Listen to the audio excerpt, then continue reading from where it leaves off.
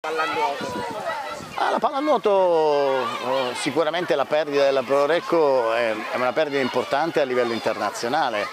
perché comunque avere un club che si può permettere budget,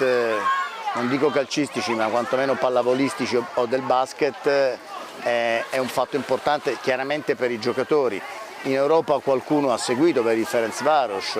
vedi l'Olympiakos, altre fanno fatica, in Italia fanno fatica, però negli anni il Brescia ha tenuto botta e si è presa la soddisfazione di vincere uno scudetto e una Coppa Italia, ha alzato il livello. Adesso come vedo, prevedo che il prossimo anno ci sia una distribuzione delle forze dei giocatori e della Pro Recco verso altre squadre probabilmente, mi auguro più italiane che non internazionali, anche se qualcuno avrà mercato internazionale, in maniera tale almeno di aumentare l'aspetto tecnico del campionato. Però sono cose che il mercato dirà, che evoluzione ci sarà e che forza avranno le società a sostenere aumenti di budget naturalmente, con l'obiettivo magari di poter vincere qualche cosa, magari sono più entusiasti